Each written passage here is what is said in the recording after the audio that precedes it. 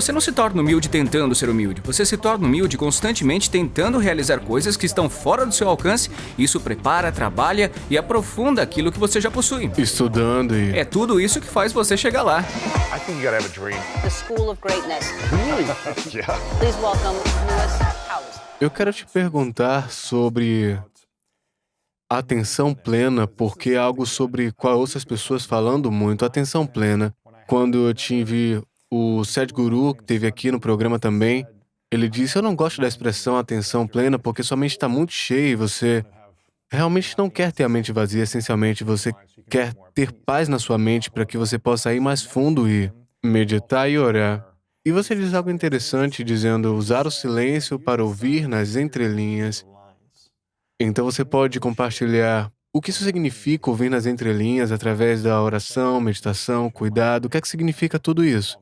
Como a gente pode entender isso? Tem um alvoroço acontecendo, mas o que é tudo isso? Eu acho que nós vamos falar sobre esse termo e vamos falar sobre essa resposta específica. Então, quando eu ouço a expressão atenção plena, para mim, o que ela realmente significa é intencionalidade. O que eu quero dizer com isso? Você está elaborando, projetando e criando intencionalmente na sua vida? Ou você está apenas viajando no banco do passageiro dela? E ela está apenas te arrastando e te levando aonde quer que seja? Essa é a diferença entre ser um motorista ou estar no banco do passageiro. E assim, para mim, viver intencionalmente é o que permite você a ter uma vida plena de acordo com o seu projeto. Vou dar um exemplo de como pode ser a atenção plena. Há algo no livro que eu falei chamado Os Três Sentidos, que são imagens, cheiros e sons. E se você pensar nisso, a gente está exposto a imagens, cheiros e sons todos os dias. Todo dia. Mas quantos de nós os criamos para que sejam imagens, cheiros e sons que queremos em nossa vida? Então, foi isso que eu percebi quando éramos monges. Uma das coisas mais importantes era, qual foi a primeira coisa que você viu, a visão que você teve quando acordou? E atualmente a maioria das pessoas está vendo sua tela, né? Sim, eu acho que 80% das pessoas olham para suas telas logo pela manhã e é a última coisa na hora de dormir também. Então, o que você está vendo na sua tela logo cedo? As prioridades dos outros. Você vê os problemas e desafios dos outros, as mensagens que eles mandam para você, o que significa que você está começando o seu dia de forma reativa. Mas e se você começasse a sua manhã olhando para um quadro que te inspira, ou a foto de um ente querido que trouxe alegria no seu coração, ou a sua citação favorita do Lewis, ou de qualquer outra pessoa que quando você lê, você pensa, agora sim eu me sinto no comando hoje para fazer a diferença no mundo. Então, imagina que a primeira coisa que você viu pela manhã foi algo inspirador. O que mudaria no seu dia? Isso é atenção plena. Isso é ser intencional ao que você está se expondo. Nós vamos falar sobre sons também. O som, na verdade, foi algo que eu comecei a estudar muito mais tarde, a partir de uma perspectiva de vida moderna. Mas quando éramos monges, acordávamos com os pássaros, acordávamos com a água, acordávamos com os gongos ou símbolos. Cantos, exatamente, que são todos belos sons. Agora, a coisa mais louca é que todos nós acordamos por algo chamado alarme. Tipo assim. Isso. Eu não sei por que alguém ia querer acordar Alarme. com alarme. Você acorda assustado. Isso significa que você acordou de sobressalto. Por que você ia fazer isso? Porque você gostaria de acordar em estado de choque, em estado de alerta. Não acho que essa seja uma maneira positiva de acordar. Então, muda o som que você usa. Não estou dizendo que você tem que acordar com som de natureza, né? Talvez a pessoa vai apertar o botão de soneca. Mas e se você acordasse com um som gostoso, com uma música alegre? Quando eu vivi em Nova York por 2 anos, entre 2016 e 2018, eu comecei a me sentir bastante exausto no fim do dia, né? E eu ficava pensando, por que eu tô cansado? Eu comecei a perceber que eu me deparava com um negócio chamado esforço cognitivo.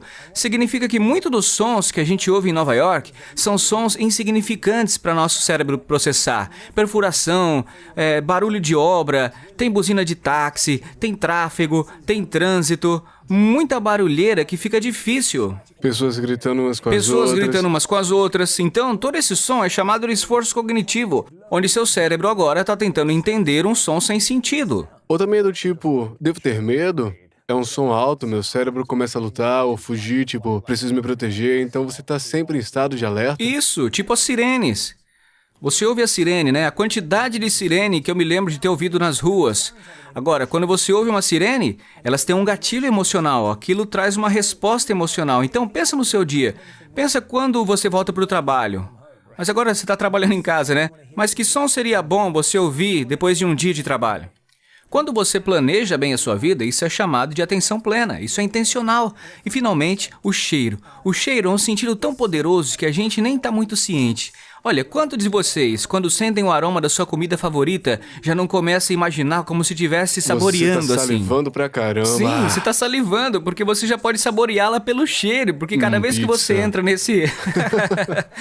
Sim, é o meu favorito. Eu também acho que a pizza é muito cheirosa. Sua esposa, Heidi, ela faz uma comida maravilhosa. Eu entrei na cozinha na semana passada, fiquei tipo, caramba, isso é incrível. E foi pra você, Tava, viu? tipo, Foi pra você. Muito inacreditável, especial. cara. Foi uma ótima refeição, né?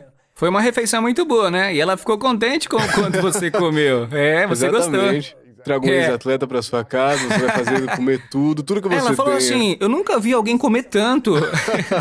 E eu disse, ele é um americano grandalhão, ué. Eu tava tipo, deixa o Lewis comer. Não, mas ó, ela curtiu demais, viu, que você gostou. Ela ficou realmente satisfeita com Ok. isso. Mas o cheiro, ele é importante É, na cara, vida, ó, na quando sua você vida. entra num spa, tem aquele cheiro maravilhoso, aquele perfume de eucalipto, de lavanda, de sândalo. É Te coloca ótimo. num estado de paz, né? Cara, o cheiro te deixa zen sem querer. É assim, atenção plena é criar intencionalmente uma vida que faz você sentir o que quer sentir, sem ter que apenas criar a sensação de dentro. Você pode dizer, Jay, eu realmente luto pra tentar ser positivo, eu luto pra tentar lidar com a ansiedade, pra me concentrar. Mas aí eu pergunto, e as suas imagens, seus aromas, seus sons? Eles podem ajudar você a fazer isso, vai lá. E aí você começa a criar um ambiente em que naturalmente se sente, sabe? Como hoje, quando eu entrei no seu estúdio. Eu vi seus livros, suas citações motivacionais, eu vi aquela luva de boxe.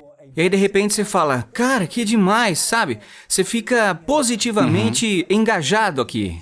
Exatamente. Eu acho que um amigo meu mencionou uma vez no podcast do Chris Lee. Ele fala que quer criar um ambiente como uma floresta tropical, onde as coisas prosperam e crescem, ao contrário de um deserto, onde as coisas vão morrer. Isso é lindo. Você tem imagens, aromas, sons que são como um deserto para sua vida, para o seu coração. Vai ser difícil cultivar coisas no seu coração.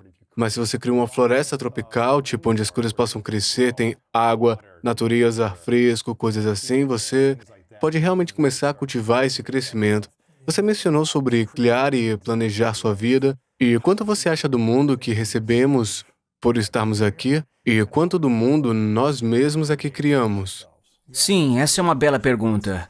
Tem uma dualidade, né, diligente entre o que a tradição védica chamaria de destino e livre-arbítrio. Portanto, o destino é o que foi criado para você. Um bom exemplo disso seria o lugar onde você nasceu, né? O tipo de família onde você cresceu, o contexto socioeconômico que você tinha.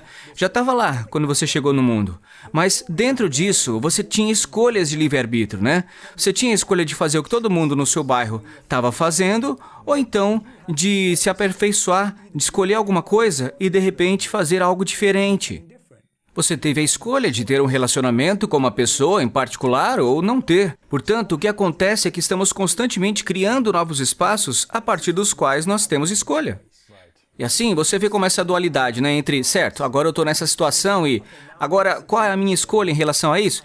Então, o que eu diria? Eu não estou dizendo que é igual, estou dizendo que é um equilíbrio dinâmico, é um processo de troca, onde você está constantemente criando um outro nível, né? Então, agora que você chegou nesse nível, você pode ter uma nova escolha. Porque a gente não teve escolha de ser criado aqui, estávamos aqui, essa não foi a nossa escolha. Agora, tudo depois disso é nossa escolha, certo? Sim, obviamente. Existem algumas crenças e eu acredito muito em reencarnação e vidas passadas. Portanto, de acordo com as crenças da reencarnação e de vidas passadas, em algum momento você fez uma escolha para estar aqui. Mas, tomando-a de forma mais simplista, a verdade é que quando você é colocado numa situação... Olha, a melhor analogia que eu já ouvi, e foi contada durante anos, é aquela que fala que um pai é um alcoólatra.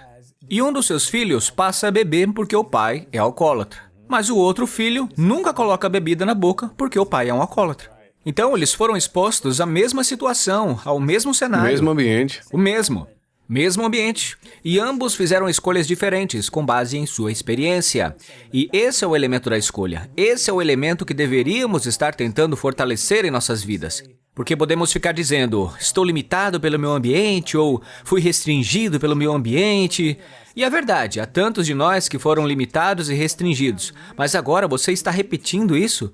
Vai refazer essa restrição? E quanto de um ambiente positivo sustenta a gente em nosso crescimento, aquilo se retém, porque tem gente que tem uma perfeita situação familiar, recursos, belos jardins, natureza e são preguiçosas. E tem outras que têm pais divorciados, abusivos, amigos abusivos, um ambiente desértico e descobrem uma maneira de prosperar também. Totalmente. E qual a importância do nosso ambiente em termos de sucesso geral? Se você olhar para os exemplos que acabou de compartilhar e analisar realmente a vida, você verá muito pouco porque vê as pessoas moldarem suas próprias vidas. Portanto, um bom exemplo para mim é que, quando eu voltei da vida no ashram, e havia outras pessoas que poderiam ter sido monges que também tinham deixado esse caminho, eu voltei para uma família sem suporte ou sem sucesso financeiro, porque a minha família não tem riqueza abundante ou não poderia necessariamente cuidar de mim e pagar as coisas para mim para sempre. Eu tive que cuidar da minha própria vida. Isso para mim foi um grande impulso e incentivo para eu ir, descobrir, aprender novas habilidades, fazer contatos e conhecer pessoas. E eu vi outros amigos cujos pais tinham posses, como cerca de 10 fazendas para eles, tinha BMW 0 para eles, mas sem se importar exatamente com o que eles fariam da vida. Eu ainda tenho amigos que tiveram tudo isso e não se tornaram monges e nem mesmo tiveram carreiras. Inclusive amigos com quem eu fui à escola, que hoje não têm carreiras, mesmo que seus pais estivessem realmente bem estabelecidos. Todos estes exemplos me fizeram acreditar que realmente temos influência pessoal mais do que nosso ambiente. Nosso meio ambiente nos afeta, com certeza. Ele planta sementes, mas também pode plantar ervas daninhas em nossa vida. Só que sempre há a possibilidade de fazer uma escolha. Acho que mesmo que você sinta que não tem escolha, mas simplesmente aceitando que ela existe, significa que você tem uma chance de sair disso. Porque se você não aceita que existe, então você vai ficar simplesmente preso. Correto, como já houve tantas vezes na minha vida. E é uma bela citação do Edison, né? Eu acho que não disse isso da última vez, mas se eu disse, vale a pena repetir. Ele falou: quando você acreditar que esgotou todas as opções, lembre-se disto, você não o fez. E a razão pela qual eu amo isso é que a sua mente se sente continuamente travada quando tenta o óbvio. E é por isso que muitos estudos de criatividade e foco dizem que as 10 primeiras ideias que vêm na sua mente nunca são as melhores. É quando você chega na 11ª que começa a quebrar o padrão. E assim, se alguém te perguntar, qual é a sua melhor ideia de negócio? Suas primeiras 10 ideias provavelmente não são tão inovadoras. E assim, a mente vai ficar constantemente presa naquele trem, sabe? E você tem que continuar se lembrando, então, que existe outra porta, que pode haver outro caminho. Eu estava pensando em um conselho que um dos meus mentores espirituais mais próximos, que está em Londres, eu conhecia ele desde meus 18 anos. Ele faleceu esse ano, do 4º estágio do câncer cerebral. E ele teve câncer cerebral por cerca de uns 3, 4 anos. E assim, eu realmente não tive a interação real com ele nos últimos anos, porque cada vez que eu o via, sua memória de curto prazo já não funcionava mais plenamente. Sua memória de longo prazo estava lá, mas a de curto prazo não. Eu lembro de ter falado para ele o seguinte, perguntado há cerca de 7, 8 anos, dito assim, eu tenho tantas ideias, há tantas coisas que eu poderia fazer, por onde começar? Ele me disse essa coisa bonita, seu papel deve ser abrir todas as portas possíveis. Ele diz que o mundo feche as portas pelas quais você não está destinado a passar e passe por aquelas que permanecem abertas. E o que eu percebo é que a maioria de nós não está abrindo portas suficientes porque a gente fica pensando só que tem duas. Aquele negócio binário, 0, 1, 0, 1, sabe? A ou B, aquilo. isso, aquilo. E eu acho que você diria essas duas coisas sobre você e todos os convidados que você já teve. Eu acho que a vida nunca teve isso ou aquilo. É como isso, aquilo outro, e talvez isso sempre tem uma lacuna. É claro. O desafio que as pessoas têm e que eu tenho percebido muito é a questão do medo da crítica quando vai atrás de algo que não deveria fazer, ou como outras pessoas acham que deveria fazer. Por que tanta gente tem medo das críticas de colegas, de família, dos amigos, da mídia? Por que é um medo tão grande? Como a gente pode superar essas críticas dos outros? Psicologicamente, sentimos uma sensação de segurança e proteção quando vemos que outras pessoas concordam conosco. Tipo, essa é a sua verdade psicológica, de que preferimos evitar conflitos e nos sentar em um espaço onde podemos concordar. E, portanto, temos algo chamado viés de confirmação e câmara de eco, enquanto nos cercamos de pensamentos e ideias que são semelhantes e reafirmam nossas crenças. Agora, eu acho que você pode ter isso, mas ao mesmo tempo também ter ideias sobre coisas das quais você ainda não tem uma certeza ou uma opinião formada. Então, um dos meus experimentos favoritos foi um que o MIT fez. Perguntaram às pessoas qual era a pessoa mais criativa e inovadora. Eles mostraram 2 gráficos, né? Um gráfico era do funcionário A e o outro era do funcionário B. O gráfico do funcionário A, todas as pessoas que ele se conheciam, todos ali em volta, então era quase como um circuito fechado. E o funcionário B, eles não tinham muitas pessoas em comum. E descobriram que naquele grupo onde os desconhecidos estavam ajuntados, as coisas foram mais criativas e mais produtivas. Sério, por que isso? Sim, porque eles o expõem a ideias opostas e podem contrariar a forma como você pensa. Portanto, um dos meus exemplos favoritos é uma conversa entre Mark Zuckerberg e um dos seus mentores. O Mark contou essa história na sede do Facebook alguns anos atrás. Eu não estava lá, mas eu já vi o vídeo e eu tenho certeza de que ele ainda está disponível. Ele fala sobre quando estava brigando com a direção do Facebook em 2009. Ele se aproximou do seu mentor e o seu mentor, quem que era? Era simplesmente Steve Jobs. Legal, né? Uau! Demais. Isso é muito legal. Eu simplesmente acho incrível isso. Bom, aí o Mark vai até o Steve e fala: eu tô brigando com a direção do Facebook. E naquela época o Face tinha uns 5 anos. Não tinha fanpage, eu acho, né? Acho que não tinha influenciadores. Eu não acredito que havia páginas de fãs. Naquela época era muito usado por estudantes universitários, né? Acho que era principalmente com a Ivy League, Clube Infantil Universitário, adolescentes. E eu nem acho que tenha sido intencional de uma forma massiva no início, mas agora não podemos nem pensar nisso, né? Em 2009, eu quero dizer, você quase teve o iPhone e quase teve o Instagram, É uma loucura. YouTube. Então ele foi até o Steve Jobs e disse: eu tô brigando com a direção do Facebook. O que eu faço? O Steve, naquela época, obviamente, já era o fundador de uma das maiores marcas do planeta e ele continua sendo. Ele tinha acesso a investidores, ele tinha acesso a treinadores de negócios. Tenho certeza de que ele tinha acesso a treinadores de vida, ele tinha acesso a... Especialistas de Sim, saúde. especialista em saúde. Ele tinha acesso a tudo, né? O que é que seja. Cientistas, PhDs. Eu acho que não tem ninguém no mundo para quem o Steve Jobs não tenha conseguido ligar. Só que o Jobs virou e falou algo surpreendente. Disse: quer saber, Mark? Eu acho que você deveria ir morar em Ashram, na Índia. Ele não fez isso. De jeito É verdade. nenhum. Mas quando você vai morar em Ashram, na Índia, passando um tempo lá, é aí que você vai encontrar a sua resposta. Mentira. O Mark foi. Para com Mark isso. foi para Ashram. Essa é uma história verdadeira. Eu acredito que ele esteve por lá. Acredito ter visto 2 passagens. Eu vi 2 versões do tempo exato em que ele esteve lá. Já vi algumas pessoas falando que foi uns 2 dias, outros falando que foi uma semana. Mas o fato é que ele esteve e foi ali que ele encontrou o rumo do Facebook para conectar as pessoas. Agora, a razão pela qual eu amo essa história é porque é uma conexão aleatória, alternativa, não é óbvio. E quando Harvard fez um estudo com 3.000 executivos, eles olharam e perguntaram: qual é a habilidade número 1 para ser um bom líder? E muitas pessoas diriam comunicação, muitas pessoas diriam habilidades, outros... Visão, estratégia, humildade.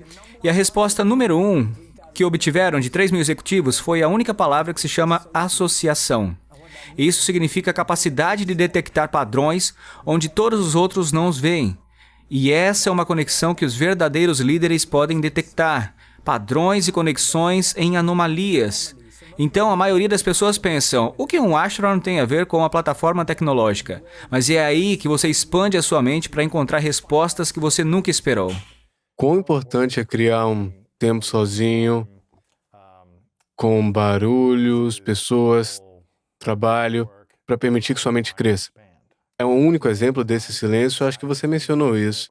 Silêncio para ouvir as entrelinhas. É aí que a gente começa a ouvir o que a gente devia estar criando e também conduzindo a nossa missão. Sim, foi bom você botar nesse assunto, eu queria comentar. Então, quando a gente fala sobre... Tem uma bela declaração do David Lynch, que é produtor de filmes e guru de meditação profunda. Ele diz que oração é como você fala com Deus e meditação é como Deus fala com você. E se você acredita em Deus, ou no universo, ou no espírito, no divino, o que quer que signifique, a questão é que há um diálogo. A questão é que então há uma conversa. Então a oração é você estar falando, dizendo aqui está o que É eu assim quero, que eu me sinto, me ajuda. E a meditação é receber, né? Recebendo, é. E assim, eu amo essa afirmação, porque eu acho que ela deixa muito claro que temos que ter um diálogo com o universo, sabe? Um diálogo com as pessoas em nossas vidas, um diálogo tanto dando quanto recebendo. Portanto, a gente fala e nas entrelinhas... Lewis, o melhor exemplo para isso é... Vamos dar uma olhada em você e no seu relacionamento. Ou eu e no meu relacionamento. Um de nós está sempre viajando. Então você viaja, sua parceira viaja, eu viajo, minha esposa viaja. Às vezes estamos com saudades um do outro. Imagina que você está num ritmo muito agitado, ocupado. Você acha... E qualquer um que está escutando, observando, você agora faz a mesma pergunta. Se você estivesse realmente ocupado e agitado, estressado, você acha que a sua parceira se sente confortável para lhe dizer como se sente e chamar sua atenção?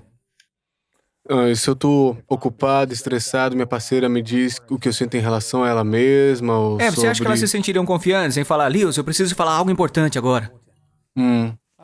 Acho que não Não faria. faria? Não faria? Por quê? Não quero estressar Ela não mais. quer te estressar mais. Você não tá presente, essas coisas. Exatamente. E assim, o que acontece é que, quando você está quieto, sua mente e o seu corpo realmente conseguem falar com você e te dar sinais de como eles se sentem. E assim, quando você ainda está parado, é quando você nota aquela dor no pé que não percebia há um mês. Às vezes, quando você tranquiliza, é quando você fica doente porque o seu corpo não estava se deixando adoecer porque você deixava ele para lá. Então, assim como seus parceiros não podem se comunicar com você até que você diminua a velocidade, o seu corpo e a sua mente não podem se comunicar com você até que você desacelere também. Há um belo ensinamento budista que diz: o que o movimento faz pelo seu corpo, a quietude faz pela sua mente. Logo, quando encontramos esse espaço, quietude e solidão, você realmente é capaz de ouvir os seus desejos e desafios mais profundos, suas dores físicas e áreas de crescimento.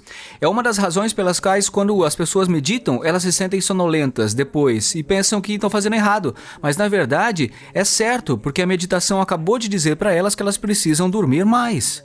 Precisa descansar. Sim, a meditação são apenas sinais. Então, às vezes, quando eu faço mentoria para alguém... Como se tivesse desmaiado. A pessoa fica, sinto muito, Jay, me desculpa, eu tô me sentindo tão cansado. E eu tipo, você dorme e não, fica descansa, tranquilo, né? só dorme, descansa. Você finalmente ouviu o seu corpo. Já outras pessoas vão dizer, Jay, eu tô muito energizado. Aí eu falo, sim, porque você se permitiu estar em sintonia com o seu corpo. Então, ele tá dizendo que você tá bem. Vai lá, constrói alguma coisa, vai se exercitar. Ou você eliminou esses pensamentos negativos, você deixou de lado distrações, ressentimentos, e assim você não tá sentindo esse peso, então você se sente mais leve. Correto? Assim, essa quietude, o silêncio é uma das minhas formas favoritas para que você possa realmente construir essa relação e escutar a sua voz interior.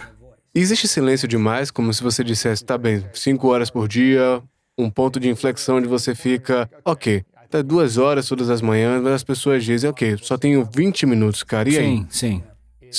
5 horas por dia é demais, 1 hora é... Qual é o ponto ideal que você acha que as pessoas devem ter todo dia para poder viver essa grande vida? Eu acho que 20 minutos é o suficiente. É um tempo bom para que a sua mente se desligue, porque tem estudos que mostram que a gente tem de 60 a 80 mil pensamentos por dia, cara. E 80%, muitos são repetidos, né? 80% negativos. E eu suponho que muitos deles são repetitivos. Você só vai dizer, vou fazer 5 minutos. Leva apenas 5 minutos para se desligar. 5 minutos para superar esse barulho. Posso dizer que 20 minutos é uma boa quantidade de tempo, então. Aí você não vai estar tentando, vai estar conseguindo. Eu acho que esse é o desafio com a sua mente atenta. Você está tentando estar presente. E escutar, junto né? com ela. Escuta, experimente. Se realmente se a gente encontrasse essa paz todos os dias e pudéssemos estar presentes, relaxar nosso ritmo cardíaco, esvaziar nossa mente, ouvir o que está acontecendo, quais seriam as 3 perguntas que a gente devia fazer a gente mesmo todo dia que iam ajudar a gente a ser melhor? Naquele momento, Perguntas internas que todo dia durante a meditação que eu devia estar perguntando. O que é que todo mundo devia estar fazendo? Tipo, a fim de garantir que a gente viva uma vida com propósito e... sim, que boa pergunta. Então, eu diria que uma das primeiras perguntas que sempre me vem à mente é: como eu posso ser útil hoje? Como eu posso ser... Isso se estende a partir dessa primeira pergunta. Como eu posso ser instrumento de amor, compaixão, de bondade? E é isso que eu considero útil na minha definição. E assim, o que eu diria a qualquer pessoa que esteja escutando é: defina você mesmo a palavra, porque o que significa utilidade para mim pode ser diferente do que significa para você. E por isso é importante. Mas para mim é do tipo, como eu posso ser útil hoje? E a razão pela qual eu amo isso nós já falamos sobre isso antes, quando você está integrado com a sua utilidade, você está preparado, certo? A gente falou sobre isso no podcast. É como se a utilidade colocasse à disposição para você se sentir satisfeito. A segunda pergunta é, o que eu amo em mim mesmo? Na verdade, o que eu realmente amo em mim? Essa deve ser a pergunta mais poderosa que eu farei, porque a maioria das pessoas nunca aprende a se amar, né? Totalmente. É como se a gente sempre encontrasse as coisas que não amamos em nós mesmos, a gente se fixa nisso, são nos pensamentos repetitivos na cabeça, faz a gente se sentir ruim todo dia. O tempo todo. O tempo todo. Hoje em dia falamos muito sobre amor próprio e autocuidado. Mas penso que muito disso começa com a autoconsciência, que conhecemos como autoconhecimento. Mas o autoconhecimento cria autoconfiança. E muito disso é como aprender a confiar em nós mesmos. É como, se eu não sei o que eu amo em mim mesmo, como é que eu vou confiar em mim mesmo? O que o meu coração quer? Então, antes de qualquer coisa, você deve se perguntar, o que você ama? Bem, a terceira e a última pergunta que eu acho que faria a mim mesmo é, quem eu quero ser, certo? Quem é a pessoa que eu preciso ser para amar, que eu quero dar mais amor? Então, que partes do crescimento ainda estão disponíveis? E há uma coisa que eu quero acrescentar que não é uma pergunta, mas tem sido uma afirmação real e importante, ou profunda para mim, sabe? Que eu tenho lembrado sempre. Eu acho que tem ajudado muitas pessoas com quem eu tenho compartilhado isso, literalmente. Em alguns dias, eu ponho a minha mão sobre o meu coração e eu repito, eu estou exatamente onde eu preciso estar.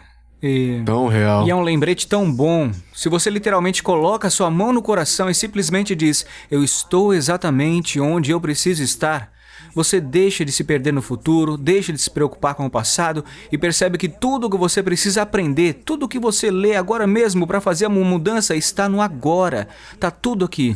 É por isso que essa é uma das coisas favoritas que eu faço. Mas como um mantra, né? É, isso aí.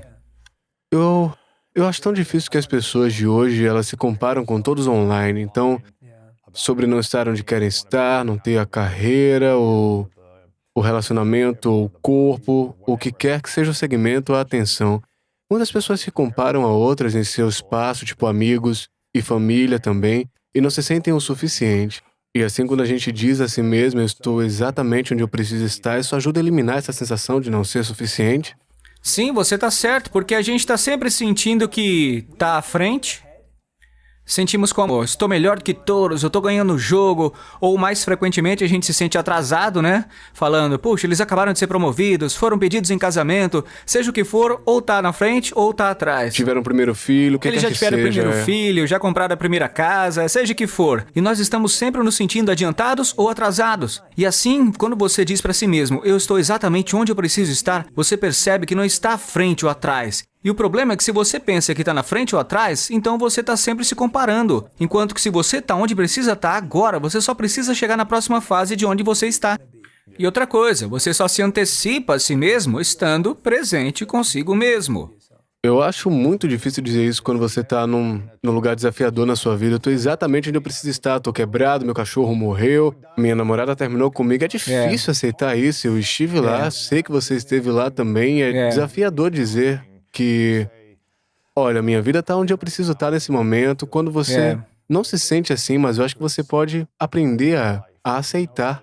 E um mentor que eu tenho desde quando eu tava falido, eu era estagiário, trabalhando de graça por 6 meses para alguém, vivendo no sofá da minha irmã. Eu lembro de dizer, eu fazia caminhadas com ele todo dia e pensava, cara, eu preciso de uma grana na minha vida, eu tô cansado de estar falido.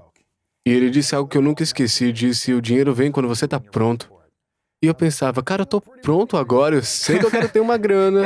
E eu tava pra isso mentalmente, mas emocionalmente eu não tava, minha vida não tava configurada, eu não tinha sistemas configurados de receber essa grana e o que poder fazer com ela e fazer bom uso. E mais tarde, quando eu comecei a ganhar uma grana, eu percebi, cara, eu realmente teria gastado mal aquela grana, eu teria feito investimentos errados ou qualquer outra coisa que não fosse a coisa certa a se fazer. É difícil ouvir quando as coisas não estão indo bem, mas eu acho que confiando no momento da sua vida, é como você se sente que você está construindo um império.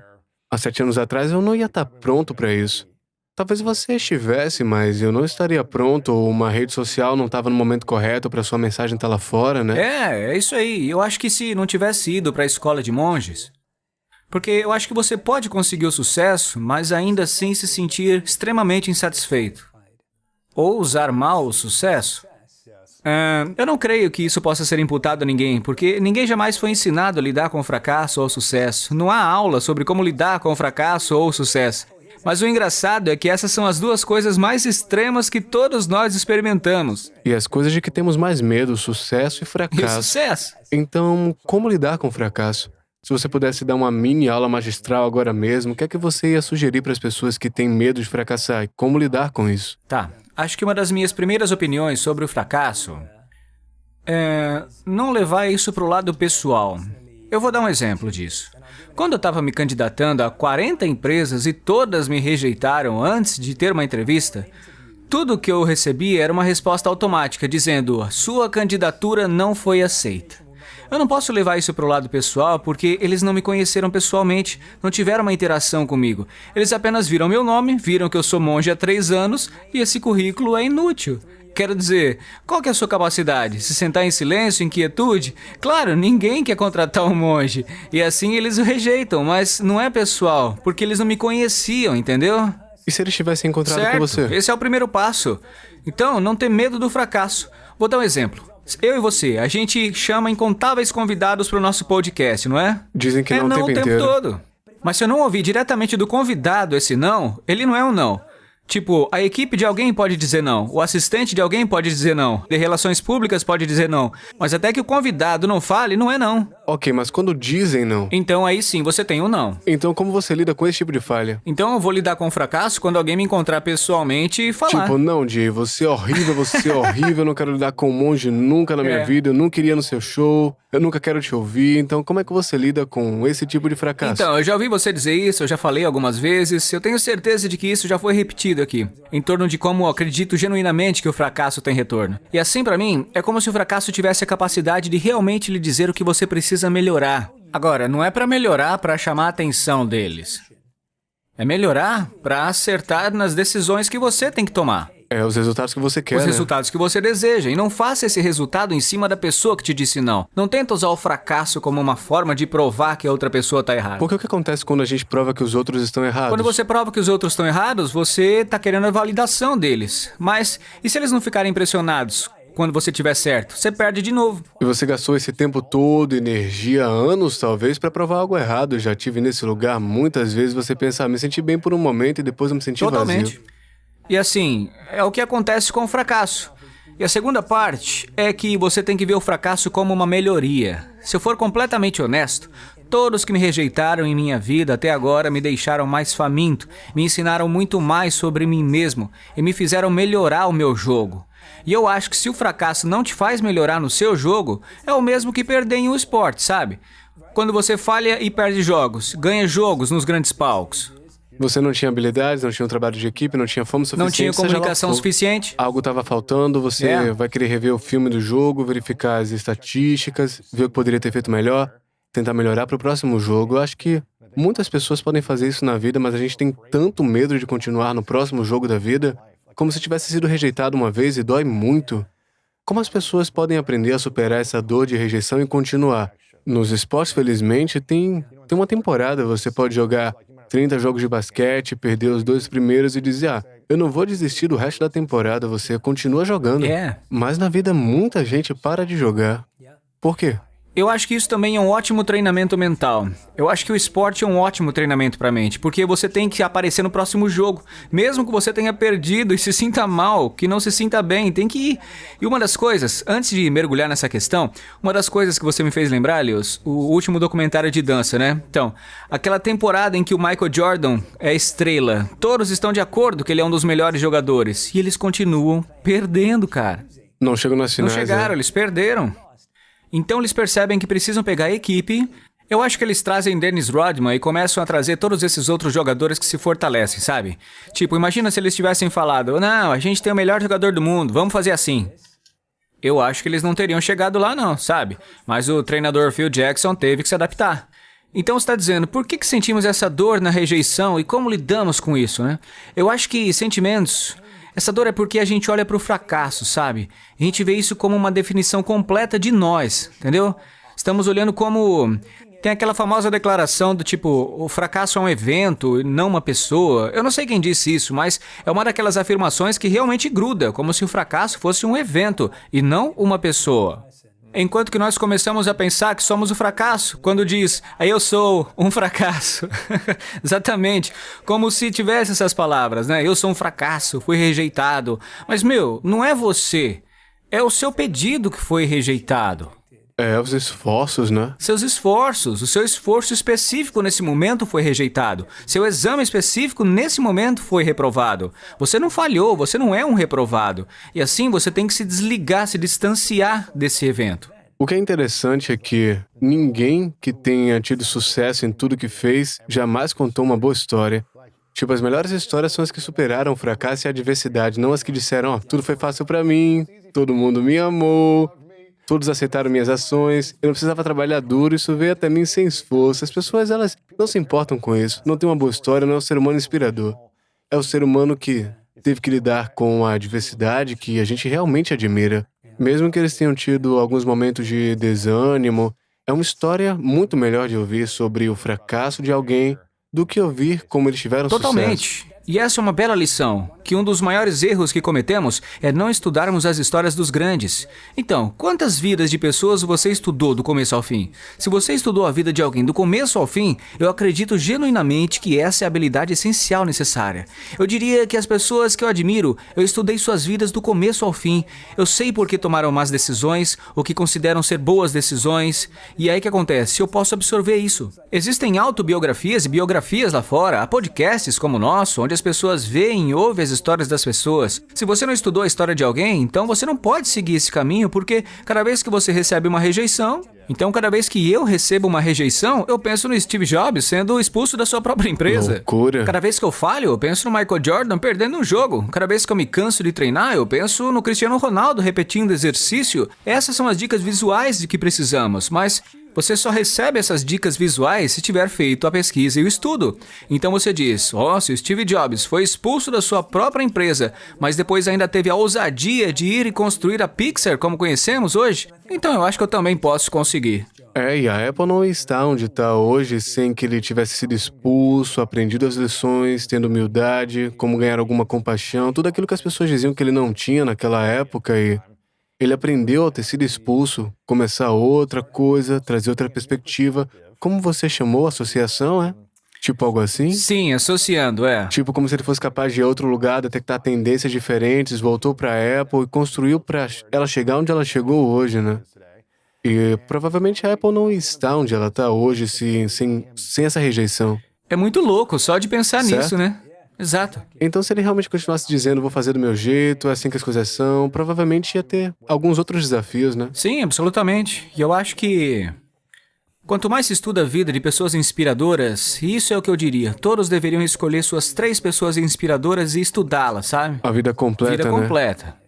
Vida completa. Leia biografia, autobiografia, ouça cada podcast. Quero dizer, mergulhar seriamente nessa pessoa, em toda a sua jornada na indústria em que você está tentando entrar. Quando você fizer isso, você vai perceber que a sua jornada não é tão diferente da deles, é até parecida. Então, como é que a gente vai entrar em nossas mentes e dizer, ok, eu tô sendo rejeitado uma e outra vez, eu tô tentando tudo, não tá funcionando, e como a gente lida com essa dor emocional? Será que apenas essa autoconsciência de que toda grande pessoa teve que passar por isso é coisa de tempo, como, por exemplo, como é que a gente pode tentar aliviar essa dor que a gente sente? Eu não acho que se trata de facilitar, eu acho que se trata de engajar.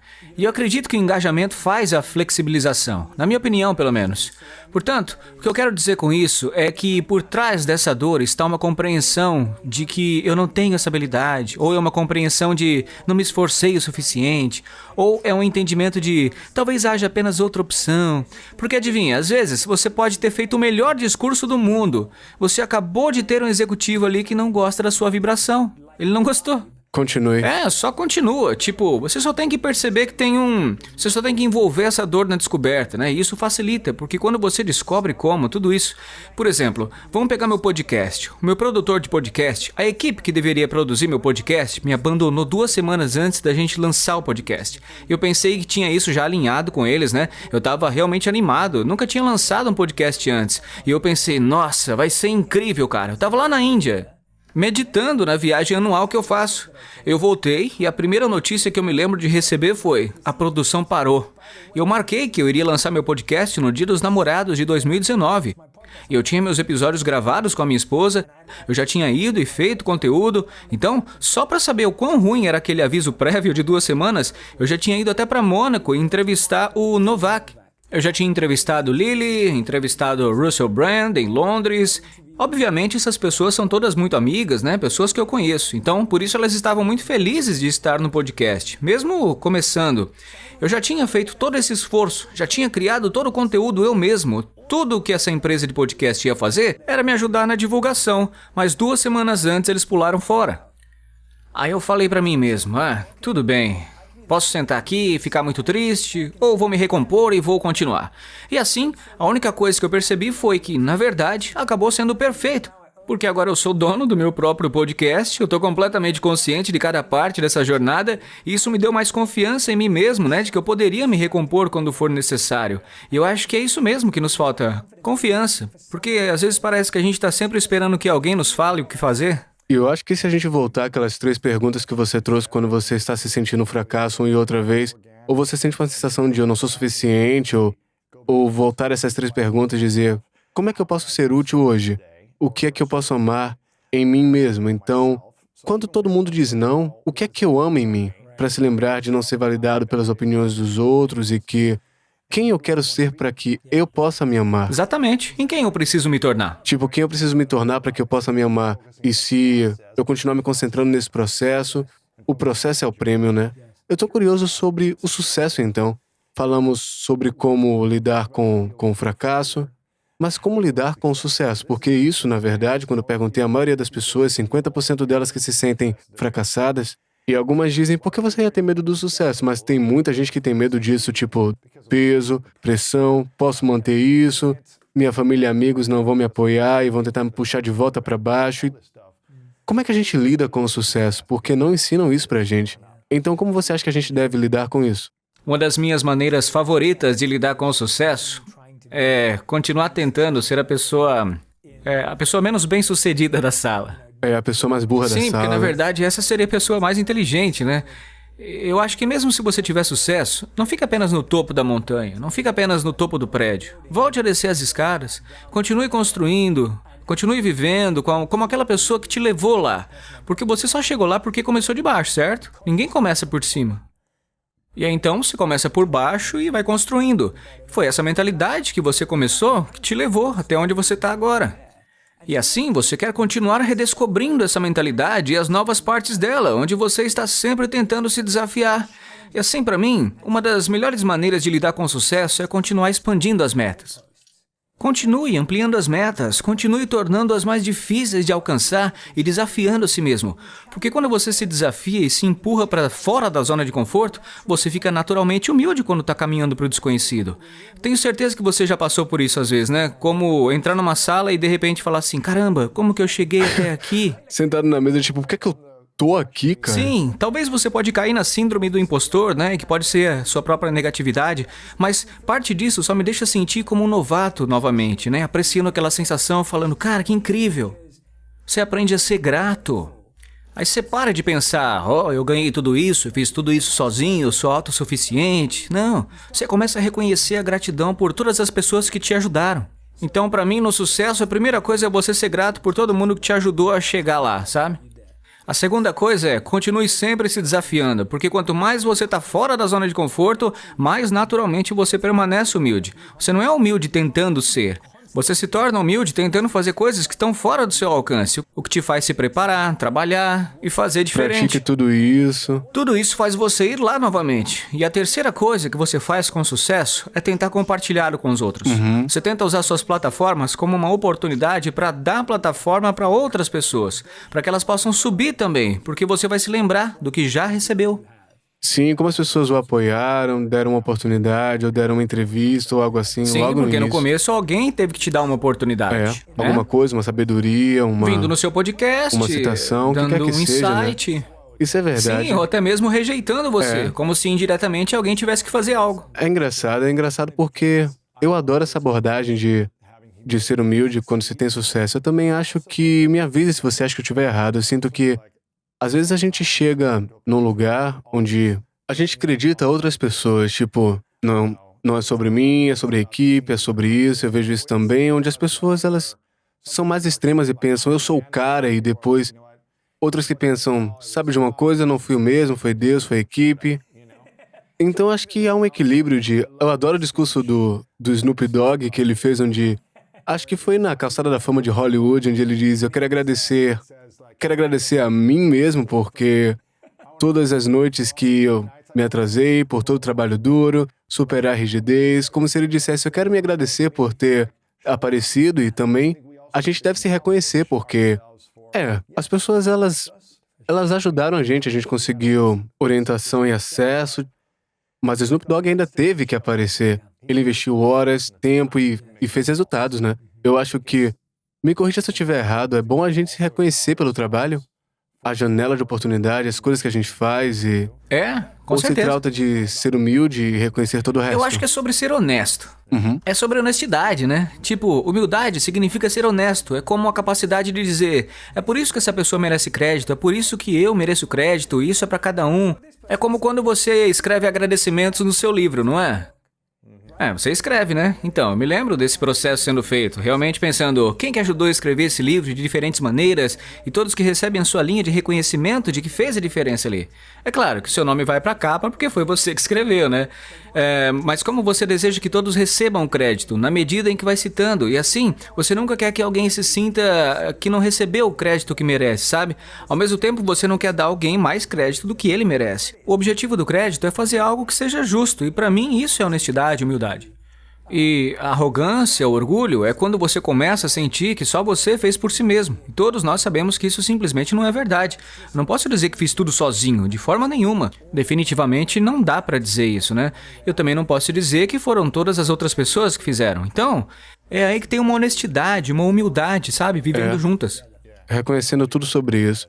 Eu tô curioso que muita gente ainda não aprendeu como lidar com o fracasso e o sucesso, e eu não acredito que as pessoas tenham sido treinadas para acreditar em si mesmas. Para mim, a dúvida de si é uma coisa grande e afasta as pessoas dos seus sonhos. Eu tô curioso e eu quero que você compartilhe 5 crenças, pensamentos, palavras, ações, intenções. Como é que a gente deve pensar em crenças, pensamentos, palavras, ações e intenções dentro da vida? Porque eu acho que essas 5 coisas ditam resultados. Resultados, nosso sentimento, tudo em nossa vida é baseado em crenças, pensamentos, palavras e ações também. Como é que a gente deve pensar sobre isso? Como devemos falar para nos ajudar a construir a nossa autoconfiança? Eu sei que posso estar jogando muita coisa no ar, Não, mas... tranquilo, a gente vai falando sobre cada coisa, começando pela crença. Então, a primeira coisa que nós temos que fazer com as crenças é perceber que todo mundo tem. Não é como se você não tivesse crença só porque não sabe o que é. Todo mundo tem crença com as quais está vivendo atualmente. E eu acho que a vida é sobre desaprender as crenças que você tem, questioná-las e depois criar novas crenças. Portanto, a primeira coisa que eu faço com as minhas crenças é... Desaprender, desde o início. Desde o começo. E se seus pais tivessem as respostas no caminho, a religião e tal, a gente devia estar se questionando sobre isso? Eu acho que devemos questionar sim. Sabe por quê? Porque as perguntas, tipo... Pergunta é a melhor coisa que inventaram no mundo. Porque as perguntas ou fortalecem ou enfraquecem uma crença com base na informação. Portanto, as perguntas nem sempre são de um lugar de dúvida e cinismo, tentando encontrar uma fraqueza. Perguntas são pedidos sinceros para descobrir alguma coisa. Quando estamos sentados nessas entrevistas, você não está ali tentando ser cínico, você está querendo ajudar e as pessoas estão vendo, estão ouvindo e percebendo isso. Então, essa é uma questão antes de tudo. O negócio não é pegar alguém desprevenido. Uma pergunta não é para rebaixar alguém. Perguntar não é enganar as pessoas. Uma questão é elevar a si mesmo e aos outros.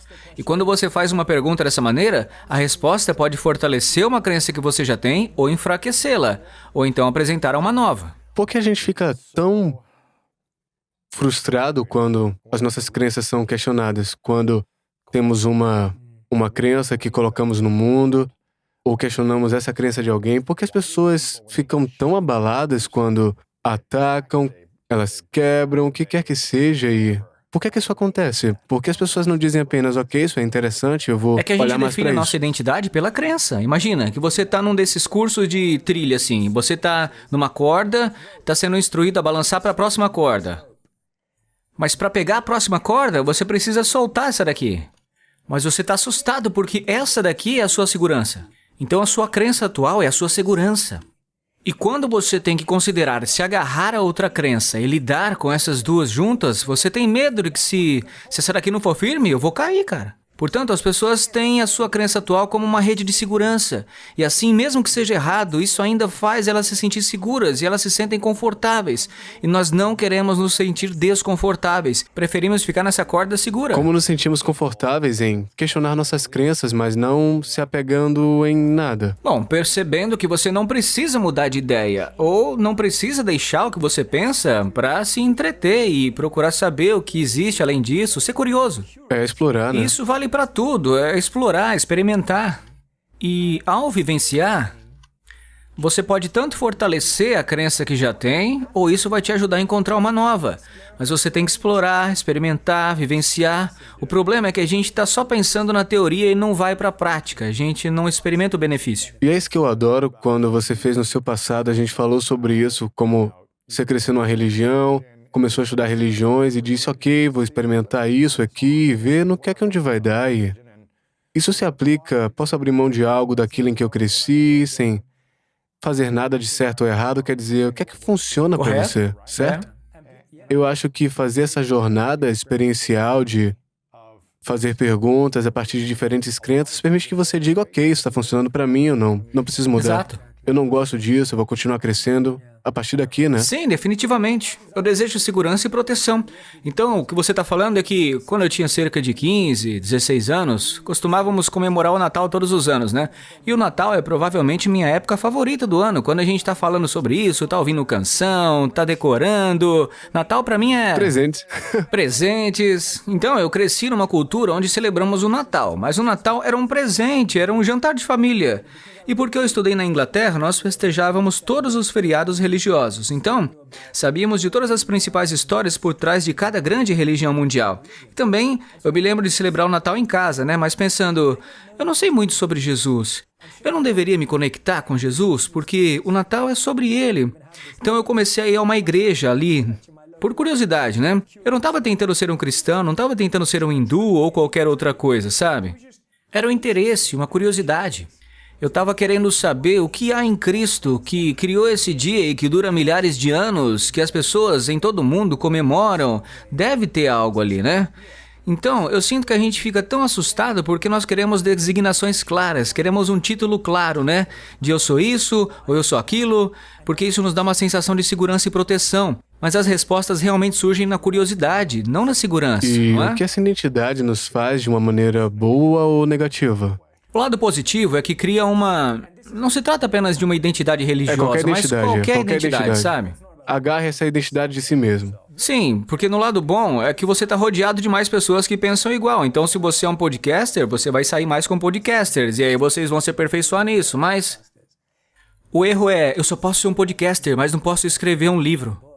Eu não posso fazer um vídeo, eu não posso fazer isso agora. Esse é o erro que ele comete. Portanto, deveria estar evoluindo. Esses títulos que nós damos a nós mesmos nessas comunidades deveriam ajudar a evoluir, não impedir de expandir e crescer. Aí você vai estar junto de pessoas perspicazes, curiosas. Faz todo sentido isso aí, é. Vamos lá, pensamentos. São algo entre 60 e 80 mil pensamentos por dia, 80% são negativos e a maioria são repetitivos. Então, vamos falar sobre isso. Sim, minha técnica favorita de que falo no livro é chamada de Spot, Stop, Swap. E assim, esse tema gira em torno de como os pensamentos devem ser detectados. Aí você para, reflete e depois troca. O que eu quero dizer com isso? É que se você tem um pensamento que se repete, como você disse, e é negativo, suponha que você não quer esse pensamento por muito tempo. Então, você quer ver quando esse pensamento chega.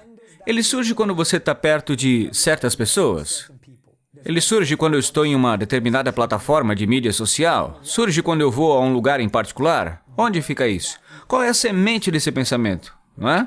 Então, uma vez identificado isso, eu preciso agora parar e passar algum tempo em quietude dizendo: esse pensamento está me beneficiando? Esse pensamento é útil para mim? Esse pensamento está realmente me levando aonde eu quero estar? Se não for, eu preciso trocar por outro. Então, uma das minhas maneiras favoritas de... Vamos dar um exemplo de como é isso. Tô me sentindo menos que os outros. Eu não presto. Eu não sou bom o suficiente. Então você percebe isso e diz: sempre sinto isso quando eu tô passando por esse perfil em particular do Instagram, porque eu tô olhando pra alguém que eu acho que é melhor do que eu, certo? Então como é que eu troco esse pensamento? Você não troca isso com você é lindo, você é incrível, você é maravilhoso, porque você ainda não acredita nisso. Mas você vai trocar por eu me sinto confiante quando... Eu me sinto feliz e alegre quando...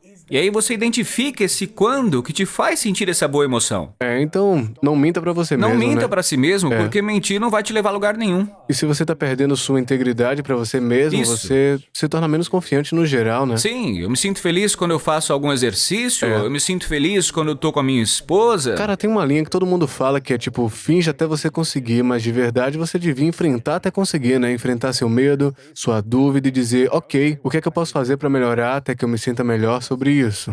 Se você quer obter um resultado a longo prazo, sim. Se você só quer se sentir melhor naquela hora, então faça o que você precisa fazer. Mas se você realmente quer que a sua vida seja diferente Eu a amo longo isso, prazo... cara, eu amo isso.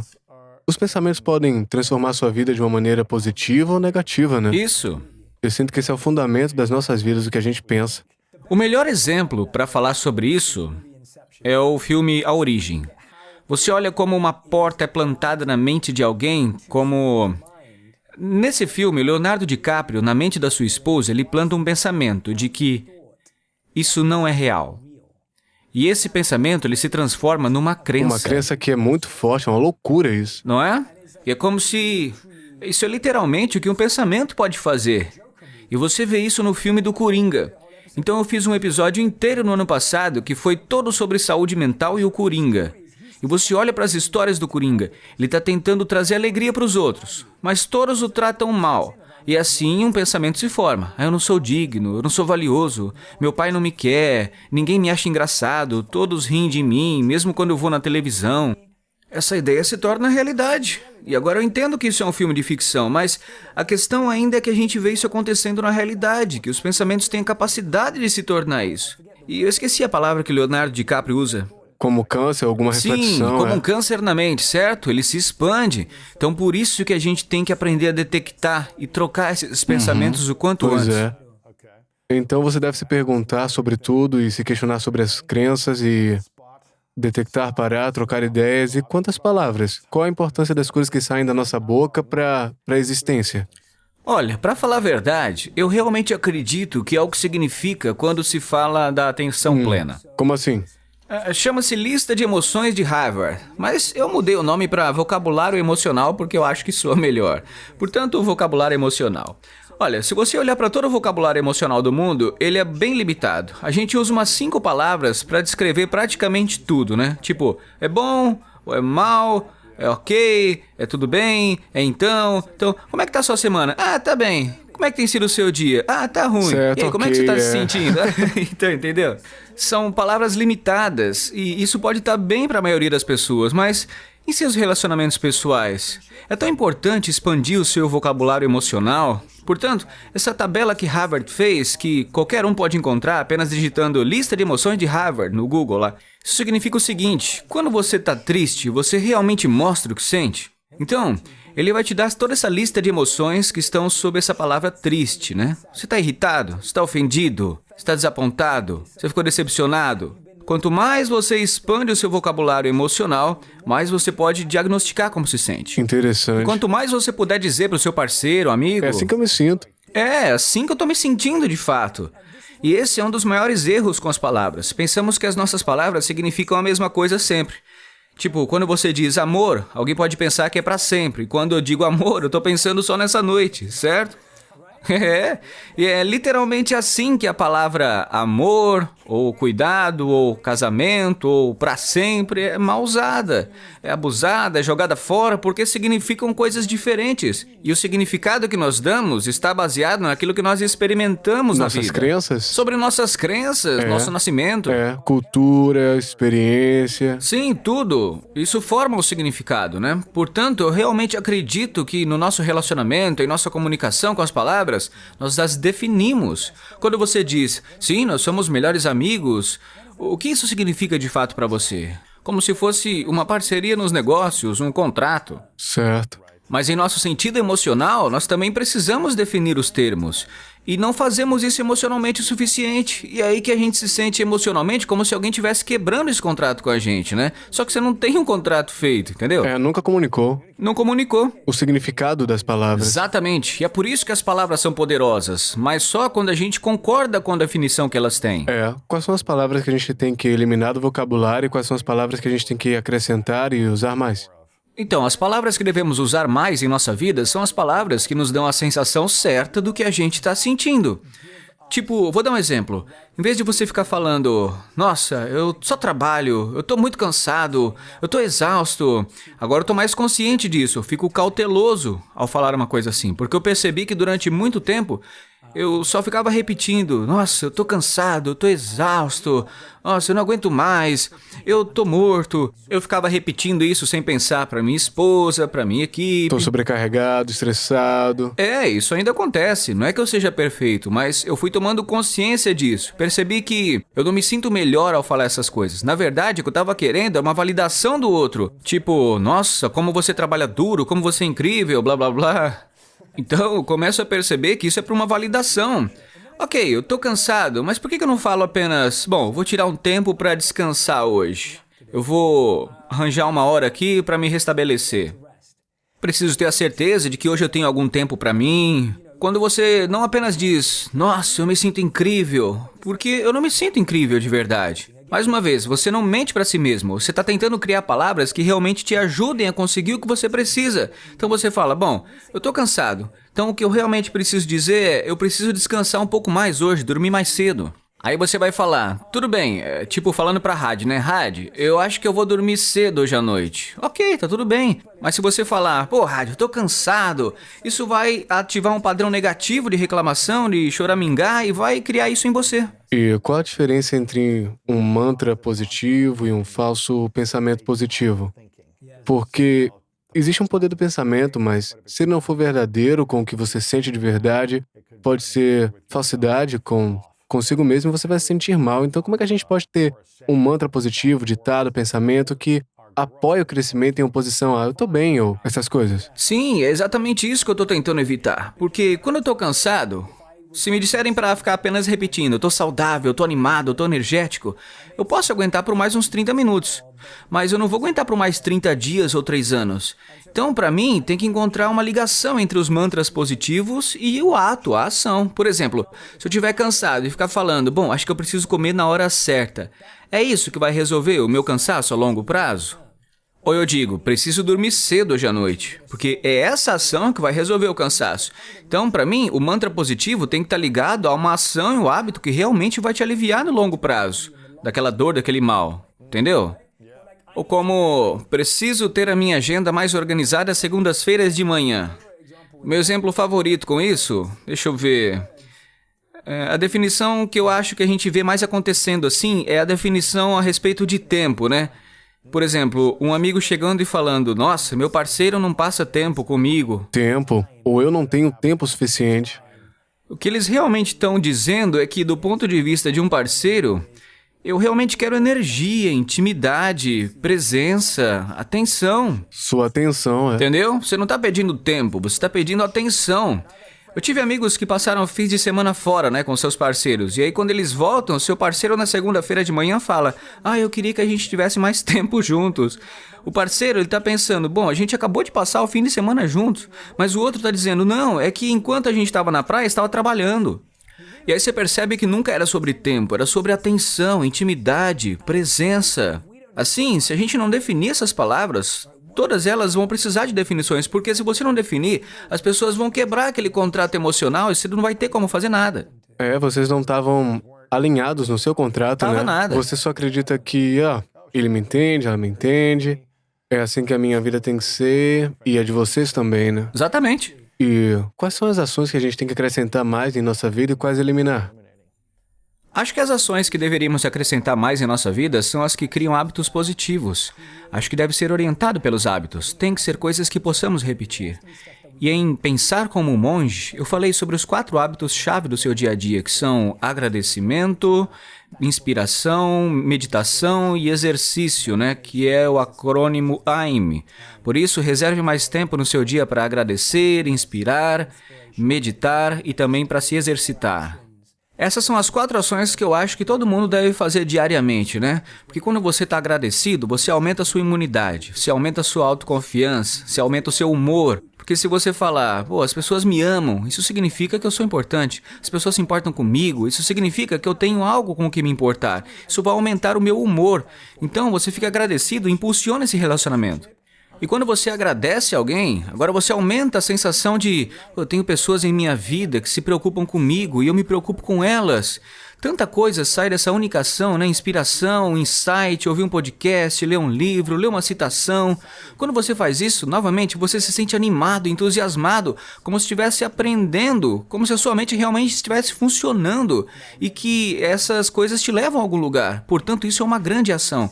A meditação, claro, a gente já falou sobre isso no início, né? Olha, as pessoas resolveriam muitas coisas se simplesmente dormissem, fizessem exercícios e dieta. Mudam a vida. Pode mudar a sua vida. E a gente tem que se concentrar apenas em cada um de uma vez. E assim a gente vai estar agindo. Eu já falei sobre isso. Porque a gente tem que dar pequenos passos com grandes prioridades. Portanto, se você quer mudar uma ação em sua vida, ela precisa ser uma grande prioridade. Então você precisa dividi-la em pequenos passos e não tudo de uma vez. A gente pensa, ok, vou fazer isso, vou treinar 3 horas por dia, vou dormir 10 horas e... Você precisa mudar a sua identidade em torno da coisa e dar pequenos passos em relação a ela. Você não tem que fazer tudo de imediato, né? Tipo, se você quer ser saudável e tá em forma, então você tá vendo essa mudança em sua identidade para dizer, ok, eu sou o Sr. Fitness, eu sou atleta. Vou começar a viver meus hábitos, minhas ações para estar em boa forma e saúde, mas você não consegue mudar todos os hábitos imediatamente, Não. porque senão você vai estar esgotado em 2 semanas, fica tipo, tô cansado, não sou o Sr. Fitness. Você tem que mudar a mentalidade, depois tomar pequenas Exatamente. ações. E a respeito disso, alguém já fez uma citação, deixa eu tentar lembrar aqui, para fazer a referência. Sim, intenções? Isso, então, tem uma bela citação do Dalai Lama, onde ele fala: nós nascemos para ajudar. E se a gente não pode ajudar, que também não machuque. Eu acho que essa é a intenção. Que você quer deixar cada pessoa mais feliz do que a encontrou, deixar cada lugar mais limpo do que quando você encontrou, deixar cada projeto mais produtivo do que quando você chegou. Você quer sentir que se você pelo menos não conseguiu elevar algo a alguém, ao menos você também não fez aquilo cair. Eu acho que quando você vive assim na sua intenção, as pessoas sentem. Isso não é necessariamente algo que você tenha mesmo que fazer ou falar. As pessoas sentem. Você sai de um lugar e deixa sua boa energia ali, sabe? Pra mim, essa é a intenção que vai valer. Como que eu posso melhorar o dia de alguém? E ainda que não mude a vida dela, pelo menos Tente não machucá-los, eu não né? machuquei. Com tudo que tem acontecido no mundo agora, tô ouvindo muita gente dizer que a intenção não é suficiente. Eu tinha uma boa intenção de dizer a coisa certa, mas isso afetou alguém e afetou de uma forma totalmente negativa, deu tudo errado. Então, como as pessoas entendem isso, que se trata de intenção, mas que você também pode ferir pessoas, ofender pessoas, mesmo que não tenha intenção de fazer isso? Como mudar isso na cabeça? Essas ações para sincronizar nossas intenções, para realmente impactar pessoas de um jeito positivo, Não, na verdade sabe? faz todo sentido, sim. Porque uma intenção realmente profunda vai representar um cuidado. Você realmente vai se importar. É que às vezes nós temos uma boa intenção, mas ela não é muito profunda, né? Então a gente tenta improvisar. baseada em crenças, né? Correto. Em oposição a fazer a pesquisa de outras coisas. Isso. E assim, realmente boas intenções são fazer perguntas e fazer com que você se importe e fazer com que você tenha empatia. Às vezes isso não significa dizer muita coisa, às vezes significa ouvir, aprender, receber. Eu acho que quando estamos tentando mostrar as nossas boas intenções, dizemos muito, e isso pode ser interpretado de forma errada, mas quando realmente queremos ter boas intenções, estamos apenas ouvindo, aprendendo, fazendo perguntas. Você faz isso muito bem.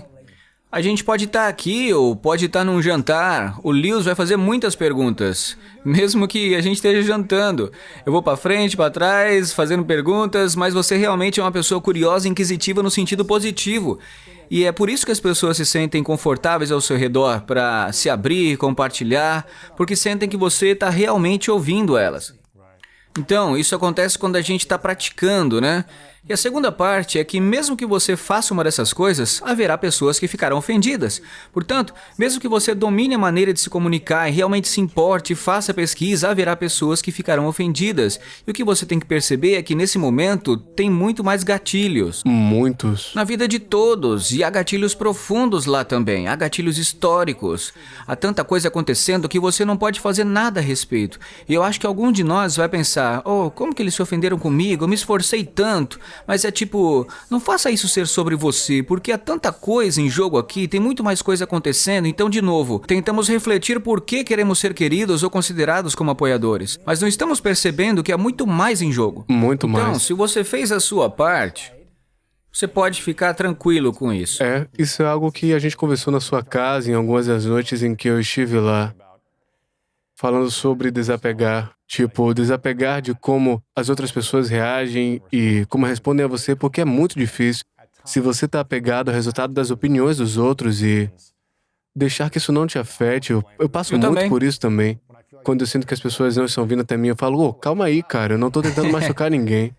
E uma das maiores coisas que a gente pode aprender a ser desapegado foi o que eu aprendi de você e de tantas outras pessoas, é tipo, não se apega a pessoas que odeiam você, porque então você vai ficar num estado de sofrimento. Você tem que ser desapegado. Não é fácil. Eu sou ser humano, mas isso é algo sobre o que eu quero falar da próxima vez. Sim. Isso é algo que a gente vai fazer como uma masterclass, mas eu quero te fazer algumas perguntas finais. Você tem um podcast chamado On Purpose. E qual é a diferença entre descobrir seu propósito, encontrar, vivê-lo e viver uma vida com propósito? Acho que viver o seu propósito é tanto sobre você quanto a sua jornada. Viver uma vida com propósito é quando você está deixando que isso transborde para a vida de todos os outros. Então, digamos, você quer encontrar o seu propósito, quer se sentir satisfeito com isso, mas uma vida com propósito é onde você está inflamando os propósitos dos outros, está transbordando com esse amor e essa compaixão, essa gratidão, mas não é fácil, leva um certo tempo. E não dá para esperar muito dos outros porque eles também estão construindo isso. E eu acho que às vezes, todos sempre vão parecer que acabou, terminou e não conseguiu. É como se ninguém conseguisse tudo. Você fala com as pessoas mais bem-sucedidas do mundo e elas também sentem isso, então parece que a gente está sempre fazendo essas duas coisas ao mesmo tempo. Você está sempre preenchendo o seu propósito e está sempre tentando ser intencional ao mesmo tempo, mas você nunca será totalmente intencional e nunca terá seu propósito completo. É tudo uma relação simbiótica que tem que acontecer em paralelo. Tá fazendo sentido o que eu tô dizendo? Faz sentido pra mim. Tem outras perguntas que eu quero fazer, mas eu preciso ficar atento ao tempo. Você tem um livro que se chama Pense como um Monge. Eu já li esse livro, é muito bom. Quero que todo mundo tenha, então comprem ele. Marque dia quando comprar, marque ele. A vez que você leu, conte sobre suas percepções, o que você achou, se foi útil pra você. Eu tô dizendo que é bom ler e você vai amar. Então essa é a ação número 1. Eu quero que você compre pra você, compre pra um amigo, familiar. O subtítulo é Treine sua mente para paz e propósito todo dia. Então se você se sentir sem propósito, sem paz, isso vai te dar ferramentas incríveis, ciência, pesquisa, tudo. É inacreditável. Essa é a ação número 1 e a número 2 é conferir o podcast do Jay On Purpose. Então se inscreva na Apple, Spotify, também escute o episódio que eu fiz no programa dele. Porque muita gente não me ouve muito no meu programa porque eu tô entrevistando. Mas eu sinto que eu fiz o meu melhor com você aqui. Você tá fluindo, cara. Eu tenho que dizer que você tá no fluxo. Eu tava apenas ali, sentado, ouvindo, absorvendo. Ivan vai adorar aquele episódio. Você foi tão aberto, tão vulnerável, teve algumas grandes ideias que as pessoas realmente podem praticar. E sim, eu vou ouvir. Então, confira o podcast do Jay, confira esse episódio, me avisa o que você achou. E tem 2 episódios com o Jay aqui no passado também, são incríveis. Ele tem suas 3 verdades, se você quiser ouvir, sua definição de grandeza. Então, cheque os episódios, você vai também ver o fim desses também.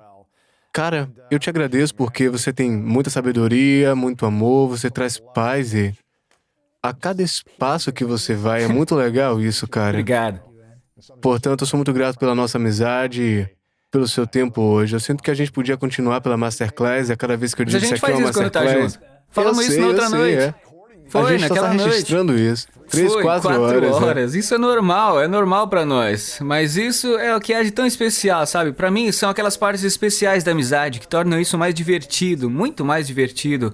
É como ter relações privadas e públicas, e é tão bonito ter essas duas coisas juntas, não é? Sabe o que é engraçado? Eu sinto que eu nunca fico sem perguntas pra fazer a você ou a mim quando a gente tá saindo. É como se a gente sempre estivesse encontrando novas coisas pra falar, sim, né? nunca ficamos entediados. A gente tá sempre falando sobre pensamentos, crenças, ideias, como fazer um mundo melhor, como impactar as pessoas. É muito legal isso. Como é que a gente pode melhorar e crescer? O que é que a gente tá perdendo na vida? Sim, é que você tem essa energia, né? É isso que eu quero dizer. O Lewis no podcast é o mesmo dos bastidores. Você é a mesma pessoa. Você é inquisitivo, curioso, sempre querendo saber. É que falamos muito sobre curiosidade, né? E fazer perguntas, mas eu acho que tem mais pra fazer ainda.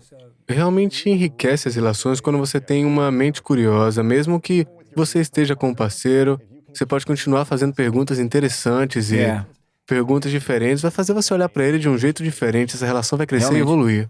E é isso que eu adoro no seu relacionamento com sua esposa, Rad, sobre como vocês realmente meditam juntos de manhã por algumas horas e tem esse tempo para pensar e permitir que as perguntas apareçam e desapareçam, podem interagir, experimentar a vida juntos de uma bela maneira. Eu acho que é muito legal, tem altos e baixos, mas algo que eu tirei disso é dê a si mesmo pelo menos 20 minutos por dia para permitir que as perguntas e respostas cheguem até você, aos problemas que você tem na sua vida. Faça perguntas para mudar as crenças e ver o que funciona pra você.